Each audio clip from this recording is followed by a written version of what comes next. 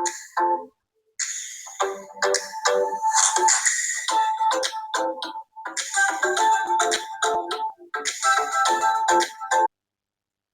everyone, I am G. Shivprakash Iyer. In this video, I will cover BNSS Bharatiya Nagarik Suraksha Sanhita 2023. So January-February 2026 question paper.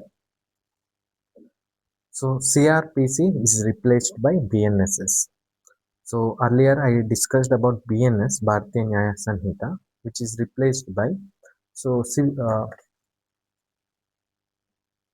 IPC, that is Indian Penal Code. Now CRPC is replaced BNSS. So after 2023, this is the section which I am going to discuss. I will explain in both the languages, in English and in Kannada. So victim compensation, so section 357A, which is next section 396. This is all corresponding sections, CRPC and BNSS. So probationer officers, anticipatory bail and double jeopardy exceptions, default bail. So altered charges like there is changing in the statement of the verdict. So let's move on one by one. That is 8A, victim compensation scheme, anticipatory bail, 8B, 8C, probation officer. So victim compensation scheme. So in CRPC section 357 subsection A, in BNSS section 396. So I discussed here in previous, every section is added here. So 357A, that is CRPC, and yellow color highlightation is BNSS. So you need to understand the both the sections, which is what is the corresponding section. But in the examination, if you are unable to remember to write both the section, at least mention BNSS sections. So ಇಲ್ಲಿ victim compensation scheme ಅಂದ್ರೆ ಏನು, like victim ಅಂದ್ರೆ ಯಾರು, like affected party. So ಯಾವುದೇ cases ಅಲ್ಲಿ ಒಬ್ರು victim ಇರ್ತಾರೆ. So ಇನ್ನೊಬ್ಬರು ಪಾರ್ಟಿಯಿಂದ ಅವರಿಗೆ ಲಾಸ್ ಆಗಿರುತ್ತೆ. May B it is affected mentally ಆಗಿರ್ಬೋದು, ಮೆಂಟಲ್ ಸಫರಿಂಗು, ಅಥವಾ physical loss, injury, damages. So victim ಅಂತ ಹೇಳ್ತೀವಿ, who suffered loss because of another party, because of another parties negligence or intentional harm, ಇದೆಲ್ಲ ಬರುತ್ತೆ. Introduced via 2018 amendment ಪ್ರಕಾರ victim compensation ಆಕ್ಟ್ನ introduce ಮಾಡ್ತಾರೆ ಸ್ಕೀಮ್ನ. ಸೊ ಸೆಂಟ್ರಲ್ ಅಥವಾ ಸ್ಟೇಟ್ ಗೌರ್ಮೆಂಟ್ ಫಂಡ್ಸ್ ಕೊಡಬೇಕಾಗುತ್ತೆ. ಇಫ್ ನನಗೆ ಆ ಅಪೋನೆಂಟ್ ಪಾರ್ಟಿ ಸಿಕ್ಲಿಲ್ಲ ಅಥವಾ ತಪ್ಪಿಸ್ಕೊಂಡ್ಬಿಟ್ರು ಅಥವಾ ಅಪೋನೆಂಟ್ ಪಾರ್ಟಿನ ಕಂಡುಹಿಡಿಯೋಕ್ಕೆ ಆಗಿಲ್ಲ ಅಂದರೆ, then central government ಅಥವಾ state government, respective state government need to provide the fund to the victim. So ಇಲ್ಲಿ ಆಬ್ಜೆಕ್ಟಿವ್ ಏನಾಗುತ್ತೆ, ಲೈಕ್ ಇದರಲ್ಲಿ ಮ್ಯಾಂಡೇಟ್, ಆಬ್ಜೆಕ್ಟಿವ್ ಉದ್ದೇಶ. So mandate state central government that is coordinate to rehabilitate, like rehabilitate victims or dependents suffering loss or injury. So ಆ loss ಆಗಿದ್ರಿಂದ ಅದಕ್ಕೆ compensate ಮಾಡೋದು for ವಿಕ್ಟಿಮ್ಗೆ, ಅಥವಾ ಪರ್ಸನ್ ಡೆತ್ ಆಗಿದ್ರೆ, ಲೈಕ್ ಮರ್ಡರ್ ಆಗಿದ್ರೆ ಆ ಫ್ಯಾಮಿಲಿಗೆ, ಡಿಪೆಂಡೆನ್ಸ್ಗೆ. So suffering loss or injury. So ಇದ್ರ ನಿಮಗೆ ಡಿಸ್ಟ್ರಿಕ್ಟ್ ಅಥಾರಿಟಿ ಬರುತ್ತೆ ಮತ್ತು ಸ್ಟೇಟ್ ಅಥಾರಿಟಿ ಬರುತ್ತೆ. ಸೊ ಇಲ್ಲೇನಾಗುತ್ತೆ, ಡಿಸ್ಟ್ರಿಕ್ಟ್ ಆರ್ ಸ್ಟೇಟ್ ಅಥಾರಿಟಿಯಲ್ಲಿ conduct a formal enquiry of determining the exact quantum of compensation be awarded. So ಇಲ್ಲೇನು ಮಾಡ್ತಾರೆ, ಎಷ್ಟು ಕಂಪನ್ಸೇಷನ್ ಅವಾರ್ಡ್ ಮಾಡಬೇಕು ಅಂತ ಡಿಸೈಡ್ ಮಾಡ್ತಾರೆ. So this is about victim compensation. So ಇಲ್ಲೇನಾಗುತ್ತೆ, ಅಫೆಂಡರ್ ಈಸ್ ಅನ್ಟ್ರೇಸ್ಡ್, ಅಫೆಂಡರ್ ಸಿಕ್ಲಿಲ್ಲ, ಹುಡ್ಕಕ್ಕಾಗಿಲ್ಲ, ಸೊ ಅಪೋನೆಂಟ್ ಪಾರ್ಟಿನ unable to find out. So offender is acquitted, ಮತ್ತೆ offender is unable to pay adequate compensation. ಅಂದರೆ ಇವಾಗ offender is poor, unable to pay the compensation, ಆ position ಎಲ್ಲಿದ್ರೆ application can be requested directly by the victim if the offender cannot be identified. So ಅಲ್ಲಿ offender identify ಆಗಿಲ್ಲ ಅಂದರೆ they need to pay. Application can be requested. So victim need to be requested. Offender cannot be identified. So pay me this compensation. Relief ಏನು, relief what is given, immediate medical aid. So medical aid for that victim injury ಆಗಿದ್ದಕ್ಕೆ. Interim financial assistance, like money will be provided for them. final compensation recommended by trial court upon the conclusions. So this is the victim compensation scheme. So any loss suffered due to opposite party, that is compensation given by the opposite party or the government, which is decided by court. So next is 8B, anticipatory bail. One of the important topic. It is one of the important in types of bail. So anticipatory bail is one of the type. So ಇಲ್ಲೇನಾಗುತ್ತೆ, anticipatory bail ಅಂದ್ರೆ ಇದನ್ನ zoom ಮಾಡ್ತೀನಿ. A preventive direction to release a person on bail in the event of an arrest for non bailable offence granted by court of session. So session court grant ಮಾಡ್ಬೋದು or high court. So anticipatory bail ಅಂದ್ರೆ ಏನು? So let's say example. So I did a crime. Again it's example. I am becoming a criminal to make you help the concept criminal. So ನಾನು crime ಮಾಡಿದೆ, ಅದು non bailable offence. Non bailable offence is serious offence. So ಇವಾಗ without the bail, without arrest notice, police can arrest me. So ನಾನೇನು ಮಾಡ್ತೀನಿ, so anticipatory bail ತಗೊಂಡ್ಬಿಡ್ತೀನಿ. Anticipatory bail ತಗೊಂಡ್ರೆ ಏನಾಗುತ್ತೆ, police ನನ್ನ ಅರೆಸ್ಟ್ ಮಾಡೋಕ್ಕಾಗಲ್ಲ. ಅಂದ್ರೆ ಏನು, before my arrest I am taking the bail, that is anticipatory bail. So normally ಏನಾಗುತ್ತೆ, ರೆಗ್ಯುಲರ್ ಬೇಲಲ್ಲಿ ಅರೆಸ್ಟ್ ಆದ್ಮೇಲೆ ಬೇಲ್ ತಗೊಂತಾರೆ ಅಲ್ಲ, ಲೈಕ್ ಮೂವೀಸ್ ಅಲ್ಲೆಲ್ಲ ತೋರಿಸ್ತಾರಲ್ಲ, ಆ ಪರ್ಸನ್ ಅರೆಸ್ಟ್ ಆದ್ಮೇಲೆ ಅಡ್ವೊಕೇಟ್ ಬರ್ತಾರೆ, ಬೇಲ್ ಇಸ್ಕೊಡ್ತಾರೆ, ರೆಗ್ಯುಲರ್ ಬೇಲ್ ಅದು. ಬಟ್ ಆಂಟಿಸಿಪೇಟರಿ ಬೇಲ್ ಅಂದ್ರೆ ನನಗೆ ಗೊತ್ತಿದೆ, ಲೈಕ್ ಪೊಲೀಸ್ ಬಂದು ನನ್ನ ಅರೆಸ್ಟ್ ಮಾಡ್ತಾರೆ, ಸೊ ಅದಕ್ಕೆ ಮುಂಚೆನೆ ನೀವು ಲೈಕ್ ಬೇಲ್ನ ತಗೊಂಡ್ಬಿಟ್ಟು ಆಂಟಿಸಿಪೇಟ್ ಮಾಡಿ ಅರೆಸ್ಟ್ ಅದರಿಂದ ತಪ್ಪಿಸ್ಕೋಬಹುದು ಆಂಟಿಸಿಪೇಟರಿ ಬೇಲ್. ಬಟ್ ಇನ್ವೆಸ್ಟಿಗೇಷನ್ ನ ಸ್ಟಾಪ್ ಮಾಡೋಕ್ಕಾಗಲ್ಲ, ಬಟ್ ಆಂಟಿಸಿಪೇಟರಿ ಬೇಲ್ ತಗೋಬಹುದು. ಸೊ ಇಲ್ಲಿ ಸೆಷನ್ ಕೋರ್ಟ್ ಅಥವಾ high court article 21. So personal liberty, nature and gravity of accusation. So ಇಲ್ಲಿ ಅವರು ಚೆಕ್ ಮಾಡ್ತಾರೆ whether court anticipatory bail grant ಮಾಡಬೇಕಾ, ಅಫೆನ್ಸ್ ಏನು, ಲೈಕ್ ಆ ಪರ್ಸನ್ ಕರೆದಾಗೆಲ್ಲ ತಿರ್ಗಾ ಬರ್ತಾರ ಕೋರ್ಟ್ಗೆ. ಸೊ ಅವಾಗ ಇದೇ ಸ್ಟೇಟ್ ಅಲ್ಲಿ ಟ್ರಾವೆಲ್ ಮಾಡದೇ ಇರ್ತಾರ, ಬೇರೆ ಅಂದ್ರೆ ರಿಸ್ಟ್ರಿಕ್ಷನ್ ಹಾಕಿರ್ತಾರಲ್ಲ, ನೀವು ಟ್ರಾವೆಲ್ ಮಾಡಂಗಿಲ್ಲ ಬೇರೆ ಸ್ಟೇಟ್ಗೆ ಈ ಕೇಸ್ ಕಂಪ್ಲೀಟ್ ಆಗೋವರೆಗೂ. ಎಲ್ಲದಕ್ಕೂ ಕೋಆಪರೇಟ್ ಮಾಡಿದ್ರೆ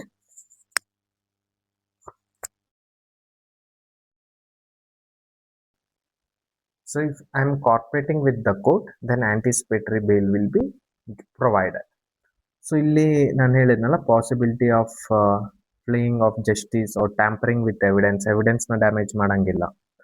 so antecedent and status of applicant section ನೀವು CRPC ಅಲ್ಲಿ ನೋಡಿದ್ರೆ 438 and BNSS 482 deals with anticipatory bail. Frivolous and malicious prosecution. So these all are comes. So ಇಲ್ಲೇನಾಗುತ್ತೆ, the Sibia crisis. So this is the one of the important 1980 case. So ಇಲ್ಲೇನಾಗುತ್ತೆ, like full case Gurbaksh Singh Sibia versus minister for irrigation and power Punjab. So ಇವ್ರಿಗೇನಾಗಿರುತ್ತೆ, the conflict amid political shift ಆಗಿರುತ್ತೆ, like corruption allegation ಇರುತ್ತೆ. The person minister is involved in corruption ಅಂತ allegation ಮಾಡಿರ್ತಾರೆ. So or against high ranking figures. So fearing imminent arrest they seek anticipatory bail. So ಇವಾಗ ಏನಾಗುತ್ತೆ, allegation ಇಂದ police ಬಂದು arrest ಮಾಡಿಬಿಡ್ತಾರೆ ಅಂತ ಮಿನಿಸ್ಟರ್ ಏನ್ ಮಾಡ್ತಾರೆ, ಆಂಟಿಸಿಪೇಟರಿ ಬೇಲ್ ತಗೊಂತಾರೆ. ಸೊ ಇಲ್ಲೇನಾಗುತ್ತೆ, a full bench of Punjab Haryana could dismiss the application, fundamentally restricting the scope of section 438. So 438 like anticipatory bail ಅದಕ್ಕೆ ರಿಸ್ಟ್ರಿಕ್ಟ್ ಮಾಡ್ತಾರೆ. That is the bail can be granted if the person is cooperating. So ಇಲ್ಲಿ high court ಏನು ಹೇಳುತ್ತೆ, like ಈ ಕೇಸಲ್ಲಿ, and supreme court over rule ಮಾಡುತ್ತೆ ಅದು, granting only extraordinary or exceptional cases. So exceptional cases ನಲ್ಲಿ ಮಾತ್ರ ಗ್ರಾಂಟ್ ಮಾಡ್ತೀವಿ, ಎಲ್ಲ ಕೇಸ್ಗೂ ಗ್ರಾಂಟ್ ಮಾಡಲ್ಲ. ಇದು ಹೈಕೋರ್ಟ್ ಹೇಳಿದೆ.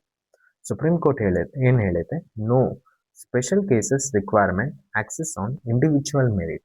ಸೊ ಇಂಡಿವಿಜುವಲ್ ಮೆರಿಟ್ ಮೇಲೆ ನಾವು ಡಿಸೈಡ್ ಮಾಡಬೇಕು, like special cases like subject to regular bail limitation under section 437. Supreme court section 437 limitation do not apply automatically to section 438. So ಅಲ್ಲಿ ಲಿಮಿಟೇಷನ್ ಆಟೋಮೆಟಿಕ್ ಆಗಿ ನಾವು ಅಪ್ಲೈ ಮಾಡೋಕ್ಕಾಗಲ್ಲ. ಬೇಡ್ if police required custodial interrogations. So section 27 evidence act.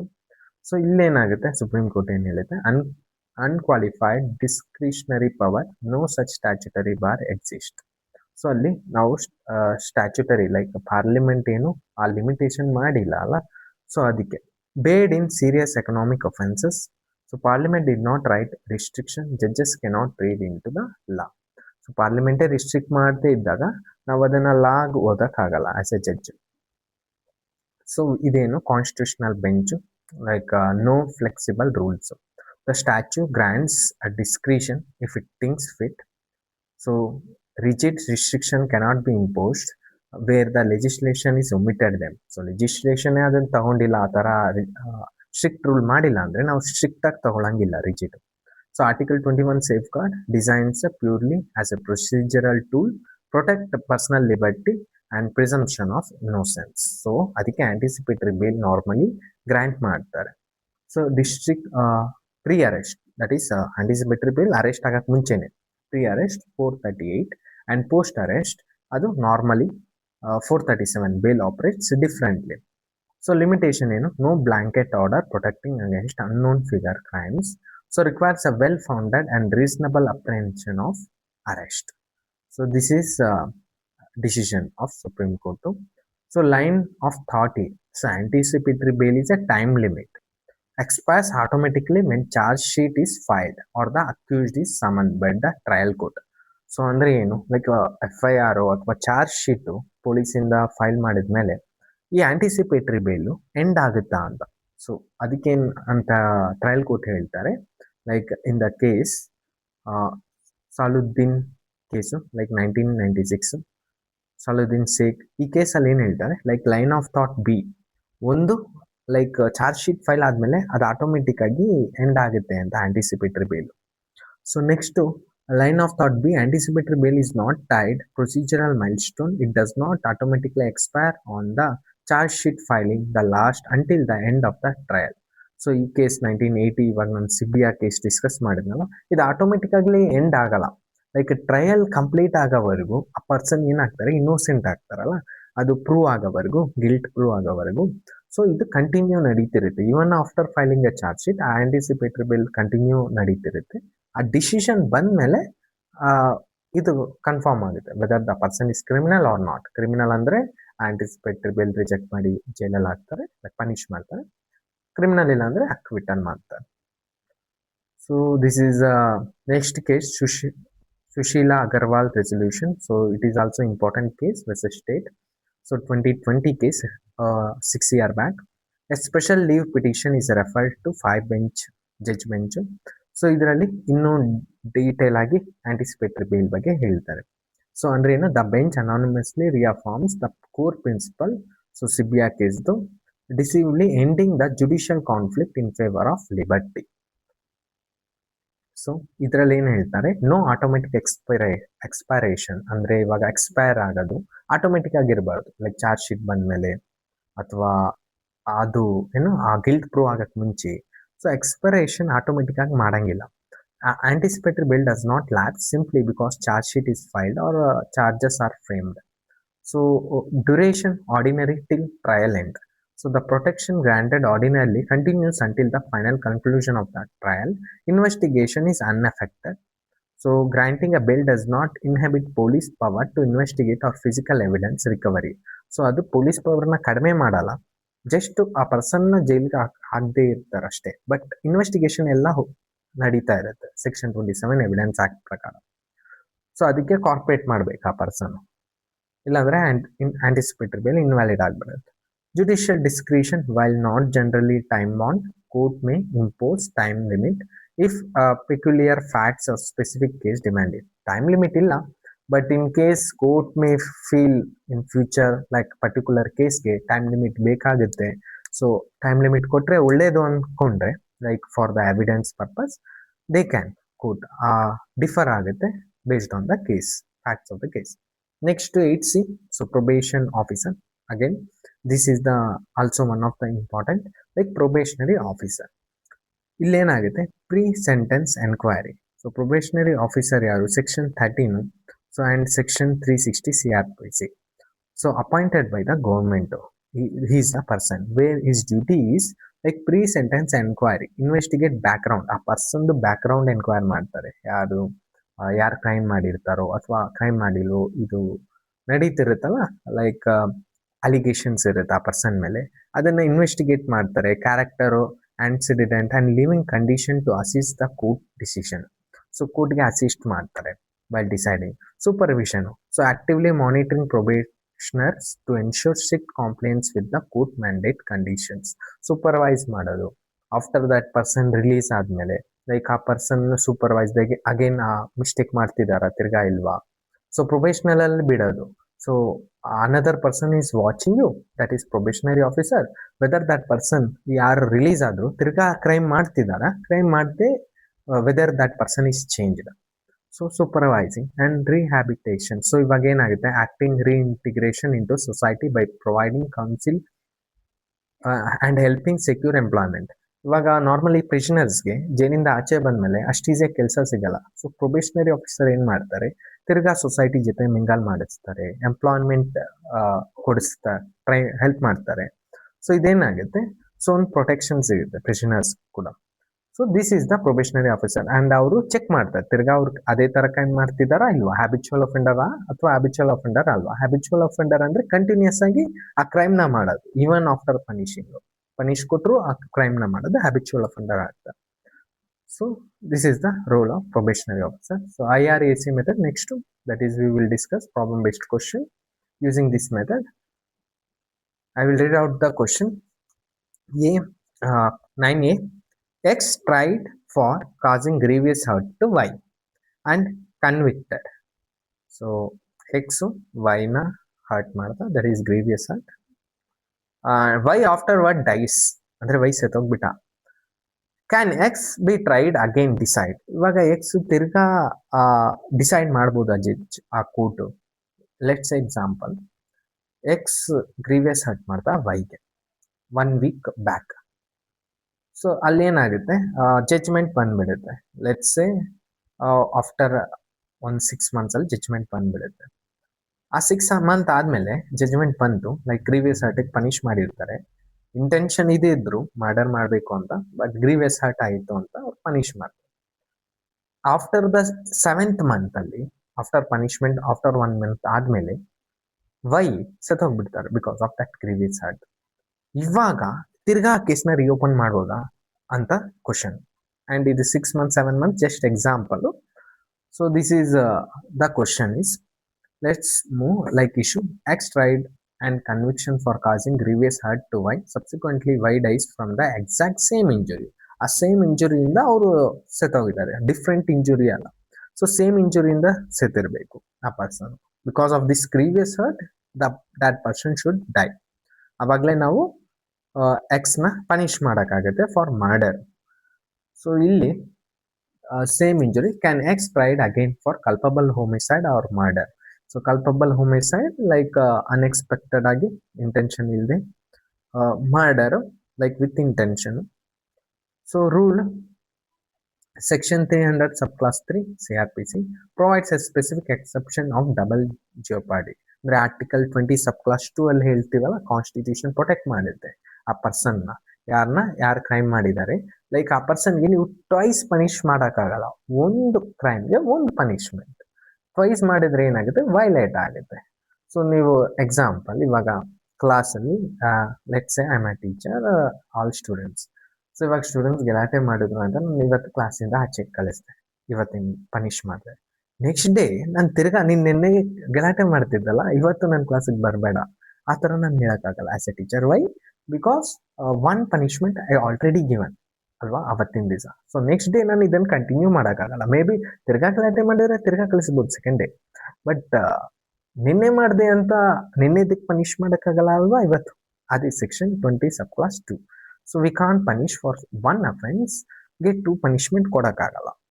So ಇಲ್ಲಿ ಏನಾಯ್ತು, if a conviction causes a subsequent consequences that constitute a different offence, a new trial is permitted if the consequences had not occurred or unknown during the first trial. So first trial ಮಾಡುವಾಗ unknown ಆಗಿದ್ರೆ exceptional ಬರುತ್ತೆ, ತಿರ್ಗಾ ನಾನು case reopen ಮಾಡ್ಬೋದು. So not occurred So let's move on analysis, that is conviction for grievous hurt part B. So new death ಆಯ್ತಲ್ಲ, new incident. ಆ judgment ಕೊಡಕ್ ಮುಂಚೆ ಡೆತ್ ಆಗಿರ್ಲಿಲ್ಲ, ಆ ಜಡ್ಜ್ಮೆಂಟ್ ಕೊಟ್ಟ ಮೇಲೆ ಗೊತ್ತಾಯ್ತು ಡೆತ್ ಆಗಿದೆ ಅಂತ. ಸೊ ಇಲ್ಲೇನಾಯ್ತು, ಡಬಲ್ ಜಿಯೋಪಾರ್ಡಿ ಇದಕ್ಕೆ ಎಕ್ಸೆಪ್ಷನಲ್ ಬಂದ್ಬಿಡುತ್ತೆ. ನ್ಯೂ ಡಿಸ್ಟಿಂಕ್ಟ್ ಅಫೆನ್ಸ್ ಆಯ್ತಲ್ಲ, ಬಿಕಾಸ್ ಆ ಡೆತ್ ಆಗಿದೆ ಅಂತ ಗೊತ್ತಿದ್ರು ಜಡ್ಜ್ಮೆಂಟ್ ಕೊಡ್ತಿದ್ರೆ ರಿಓಪನ್ ಮಾಡಕ್ ಆಗ್ತಿರ್ಲಿಲ್ಲ. ಬಟ್ ಆ ಸಿಚುವೇಶನ್ ಗ್ರೀವಿಯಸ್ ಹರ್ಟ್ ಆಗಿತ್ತು ಇಷ್ಟೇ ಗೊತ್ತಿತ್ತು, ಆಮೇಲೆ ಗೊತ್ತಾಯ್ತು ಡೆತ್ ಆಗಿದೆ ಆಫ್ಟರ್ ಗಿವಿಂಗ್ ಜಡ್ಜ್ಮೆಂಟ್. ಆಮೇಲೆ ಅವರು ಹಿ ಡೈಡ್, ಯಾರು ವೈ ಡೈಡ್. ಸೊ ಇಲ್ಲಿ ಏನಾಯ್ತು, analysis at the time of the initial trial the death of Y has not occurred. So ಅವಾಗ ಆಗಿಲ್ಲ. The subsequent death creates a new distinct legal offence. So ಇದು exceptional ಬರುತ್ತೆ, section article 20 sub class 2 exception. So murder or culpable homicide that they did not exist previously. The double jeopardy shield does not cover consequences that materialize after the first conviction. So conclusion ಏನು, yes, X can be tried again. So ಇದು violation ಆಗಲ್ಲ article 20 sub class 2. The trial for causing Y's death is legally permissible under section 300 sub class 3 CRPC. So check ಮಾಡ್ತಾರೆ whether the X have intention ಆದ್ರೆ murder ಆಗ್ಬಿಡುತ್ತೆ, pre plan ಇತ್ತು, ಅಥವಾ unexpected ಆಯ್ತು, ಅಥವಾ like grievous hurt ಮಾಡಬೇಕಿತ್ತು, murder ಆಗೋಯ್ತು. ಆ ತರ ಇದ್ದಾಗ they will go for culpable homicide. Culpable homicide ಮರ್ಡರ್ಗಿಂತ ಸ್ವಲ್ಪ ಪನಿಷ್ ಕಡಿಮೆ ಆಗುತ್ತೆ. So this is 8A. Sorry 9A. 9B. Ramesh and Suresh accused in non-bailable offense, so that is serious offense, are in judicial custody. So judicial custody allidaare for more than 3 months, and the police not filed the charge sheet against them. Police charge sheet file ಮಾಡಿಲ್ಲ. So FIR ಆದ್ಮೇಲೆ charge sheet file ಮಾಡ್ತಾರೆ police ಅವರು. So ಅಂದ್ರೆ ಅವ್ರಿಗೆ ಏನ್ finding ಸಿಕ್ತು. So ನಾವು they want to seek a bail as a right. Will they succeed? ಇವಾಗ ಇವ್ರು ಏನ್ ಮಾಡ್ತಾರೆ, ರಮೇಶ್ ಅಂಡ್ ಸುರೇಶ್, 90 days ಆಗಿದೆ, ನಾವು ಜುಡಿಷಿಯಲ್ ಕಸ್ಟಡಿಯಲ್ಲಿ ಇದೀವಿ, ಬಟ್ ಇನ್ನೂ ಚಾರ್ಜ್ ಶೀಟ್ ಫೈಲ್ ಆಗಿಲ್ಲ, ನಮಗೆ ಬೇಲ್ ಕೊಡಿ, ನನ್ ಬೇಲು ರೈಟ್ ಅಂತ ಹೇಳ್ತಾರೆ. So bail is a right. So let's see whether Ramesh and Suresh will succeed by taking bail or not. So issue Ramesh and Suresh has been judicial custody over 3 months. ಆ 3 months ಇದೆ ಏನಿದೆ ಅದು very important. I will discuss why it's important. So no charge sheet has been filed. Are they entitled to default bail as a matter of right? So rule section 167 subclass 2 CRPC governs investigation custody limit. So idರಲ್ಲಿ ಏನು ಹೇಳ್ತಾರೆ, like maximum 90 days for an offense punishable by death, life imprisonment or 10 years. So ಇಲ್ಲಿ ಹೇಳಿದಾರಲ್ಲ, serious offence, non bailable offence ಅಂದ್ರೆ understood ಆಯ್ತು, it is serious offence which is punishable more than 10 years ಇರುತ್ತೆ, ಅಥವಾ life imprisonment ಇರುತ್ತೆ, ಅಥವಾ hanging that is death sentence ಇರುತ್ತೆ. So ಆ ಎಲ್ಲ ಕೇಸಸ್ಗೆ 90 days ಗಿಂತ ಮುಂಚೆನೆ ಚಾರ್ಜ್ ಶೀಟ್ ಮಾಡಬೇಕು. ಚಾರ್ಜ್ ಶೀಟ್ ಮಾಡಿಲ್ಲ ಅಂದ್ರೆ ಅವರಿಗೆ ಬೇಲ್ ಕೊಡ್ಬೇಕಾಗುತ್ತೆ 90 days after 90th day. So they get a bail as a right. So maximum for 60 days ಯಾರಿಗೆ, ಫಾರ್ ಆಲ್ ಅದರ್ ಅಫೆನ್ಸ್. ಅಂದ್ರೆ ಆಲ್ ಅದರ್ ಅಫೆನ್ಸ್ ಯಾವುದು, ಲೈಕ್ ಸ್ಮಾಲ್ ಥೆಫ್ಟ್, ಬೇರೆ offences like which are punishable under less than 10 years. 10 yearsಗಿಂತ ಕಡಿಮೆ ಇರುತ್ತೆ punish, ಅದಕ್ಕೆ 60 days. ಯಾವ offence 10 yearsಗಿಂತ above ಇದ್ರೆ ಅದಕ್ಕೆ 90 days time to file the charge sheet.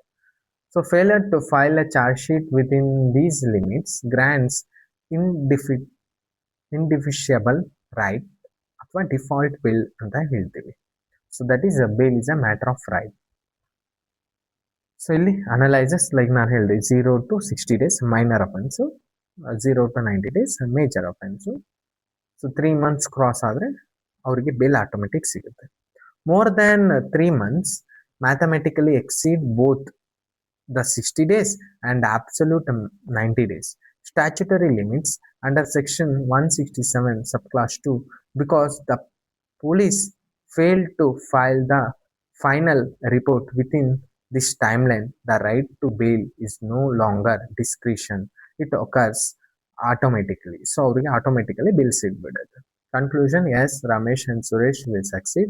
They are entitled to default bail as a matter of absolute statutory right, provided they are prepared, furnish the required bail bond. So ಅಲ್ಲಿ bale bound ಬರೆಸ್ಕೊಂತಾರೆ, like bale ಬೇಕು ಅಂತ they will sign. So ಆಮೇಲೆ ಯಾವಾಗ ಕರೆದ್ರೆ ಅವಾಗ ಬರ್ತೀನಿ ಅಂತ, ಅದಕ್ಕೆಲ್ಲ ರೂಲ್ಸ್ ಅಂಡ್ ರೆಗ್ಯುಲೇಷನ್ಸ್ ಅಕ್ಸೆಪ್ಟ್ ಮಾಡ್ಕೊಂತಾರೆ. 9C, last question. A is accused of an offence. The court has altered the charge. So ಚಾರ್ಜ್ನ ಅಲ್ಟರ್ ಅಲ್ಲಿ ಚೇಂಜ್ ಅಂತ ಬರ್ದಿದ್ದಾರೆ, ಅದು ಚಾರ್ಜ್ ಅದು.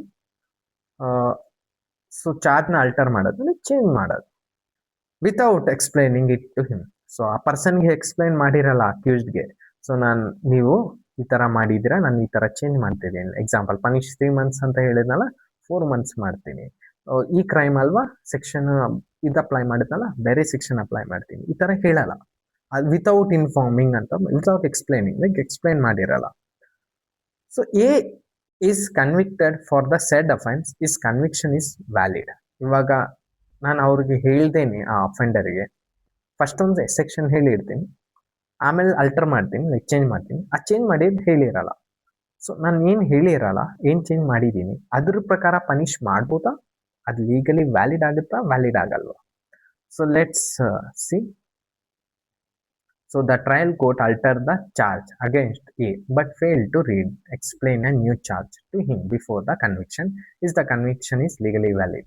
So rule ಏನು ಹೇಳುತ್ತೆ, section 216 allows the court to alter charges. So ಕೋರ್ಟಿಗೆ ಪವರ್ ಇದೆ, ಬಿಫೋರ್ ಜಡ್ಜ್ಮೆಂಟು ಅವ್ರ ಚಾರ್ಜಸ್ನ ಅಲ್ಟರ್ ಮಾಡ್ಬೋದು, ಸೆಕ್ಷನ್ಸ್ನ ಚೇಂಜ್ ಮಾಡೋದು, ನ್ಯೂ ಫೈಂಡಿಂಗ್ ಸಿಗ್ತಾ. So facts of the case earlier ಇದ್ರ ಬಗ್ಗೆ ಗೊತ್ತಿರಲಿಲ್ಲ, ಇವಾಗ ಗೊತ್ತಾಯ್ತು ಒಂದು ನ್ಯೂ ಅಡಿಷನ್ ಆಗಿದ್ರಿಂದ. So but explicitly mandate that every adulteration must be read and explained. ಅದೇನು ಮಾಡಬೇಕು, ಟು ದ ಅಕ್ಯೂಸ್ಡ್ಗೆ, ನೋಡಿ ನನಗೆ ಈ ಹೊಸ ವಿಟ್ನೆಸ್ ಬಂದಿದೆ, ಹೊಸ ಟಾಪಿಕ್ ಬಂದಿದೆ, ಇವಾಗವರೆಗೂ ಗೊತ್ತಿರಲಿಲ್ಲ, ಬಟ್ ಇವಾಗ ಗೊತ್ತಾಗಿದೆ, ನೀವು ಇದನ್ನ ಹೇಳಿರಲಿಲ್ಲ ಅಕ್ಯೂಸ್ಡ್ಗೆ. ಸೊ ಇವಾಗ ನೀವು ಇದನ್ನ ಎಕ್ಸ್ಪ್ಲೈನ್ ಮಾಡ್ಬೇಕು, ಇದು ನನಗೆ ಇವಾಗ ಗೊತ್ತಾಗಿದ್ರಿಂದ, ಅರ್ಲಿಯರ್ ನಾನು ಹೇಳಿದ್ನಲ್ಲ ಈ ಸೆಕ್ಷನ್ ಅಪ್ಲೈ ಮಾಡ್ತೀನಿ, ಇಷ್ಟು ಪನಿಷ್ ಮಾಡ್ತೀನಿ, ಇವಾಗ ಇನ್ಕ್ರೀಸ್ ಮಾಡ್ತಿದ್ದೀನಿ, ಇದನ್ನ ಅಕ್ಯೂಸ್ಡ್ಗೆ ಇನ್ಫಾರ್ಮ್ ಮಾಡಬೇಕು. So section 464 states charge error only invalidate a finding if failure of justice has actually occurred.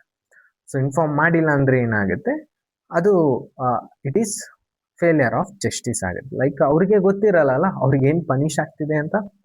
So ಇಲ್ಲೇನಾಗುತ್ತೆ, state prosecution accused A, so new charge ಆಯಿತು, ಒಂದು example. So then new charge should be inform. If not informed, then that punishment is invalid. Explaining the charge. So new charge inform ಮಾಡಿದ್ರೆ ಏನಾಗುತ್ತೆ, like accused ಎಗೆ ಅವರು ಡಿಫೆನ್ಸ್ಗೆ ಆ new charge correct ಇದೆಯೋ ಇಲ್ವೋ defence ಮಾಡಕ್ಕೆ ಒಂದು ಆಪರ್ಚುನಿಟಿ ಸಿಗುತ್ತೆ. ಇವಾಗ ನ್ಯೂ ಚಾರ್ಜೇ ಹೇಳಿಲ್ಲ ಅಂದರೆ, ಲೈಕ್ ಬೇರೆ ಬರೆದ್ಬಿಟ್ಟು ಅವರಿಗೆ ಪನಿಷ್ ಮಾಡಿದ್ರೆ ಅವ್ರಿಗೆ ಆಪರ್ಚುನಿಟಿ ಸಿಗಲ್ಲ to defend themselves whether that new charge is true or false ಅಲ್ವಾ. ಸೊ ಅದಕ್ಕೆ they need to explain. So ಇಲ್ಲಿ explaining the charge is essential pillar of natural justice. That is fair trial ಆಗುತ್ತೆ, ಎರಡು side ನಾನು ಕೇಳ್ತಿದ್ದೀನಿ, ಎರಡು ಪಾರ್ಟೀಸ್ಗೂ equal opportunity ಕೊಡ್ತಿದ್ದೀನಿ. So hearing both the side, it ensures the accused can be prepared adequate defence. ನಾನು ಹೇಳಿದೆ ಡಿಫೆನ್ಸ್ಗೆ ಪ್ರಿಪೇರ್ ಆಗ್ಬೋದು. Depriving A is of this knowledge regarding the ಅಲ್ಟರ್ of charges causes severe prejudice resulting to manifest failure of justice under section 464. So conclusion ಏನು, no the conviction is illegal. So ಇಲ್ಲಿ illegal ಆಗುತ್ತೆ, ಅದೇನು conviction ಅವ್ರಿಗೆ inform ಮಾಡಿಲ್ಲ ಅದರಿಂದ. If inform then may be it is legal. ಎಲ್ಲ opportunity ಕೊಟ್ಟು ಅವ್ರು ಡಿಫೆನ್ಸ್ ಮಾಡೋಕ್ಕಾಗಿಲ್ಲ, ದೆನ್ ಈ ಚಾರ್ಜ್ ಕನ್ವಿಕ್ಷನ್ ಆಗ್ತಿತ್ತು. ಬಟ್ ಇನ್ಫಾರ್ಮೇ ಮಾಡಿಲ್ಲ, ಎಕ್ಸ್ಪ್ಲೈನೇ ಮಾಡಿಲ್ಲ, ಸೊ ಇದು ಈ ಚಾರ್ಜ್ನ ನಾವು ತಗೊಳಕ್ಕಾಗಲ್ಲ, ಇದೇನು ಇಲ್ಲಿಗಲ್ ಆಗುತ್ತೆ. The failure to explain the charge violate section 216 sub class 2. So CRPCದು ವೈಲೇಟ್ ಮಾಡ್ತು trial entry. So this is the structure.